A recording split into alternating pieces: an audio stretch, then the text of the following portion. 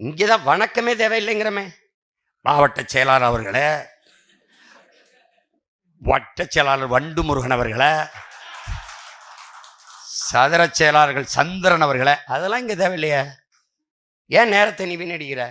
எடுத்தோடனே எல்லாருக்கும் வணக்கம், செய்தியை சொல்லிட்டு நன்றி, இவ்வளவுதானே. இவ்வளவுதானே. நம்ம கட்சியில் அது கிடையவே கிடையாது. கூட்டத்தை சிறப்பாக ஏற்பாடு செய்திருக்கிற மாநில செயலாளர் அதெல்லாம் கிடையாது.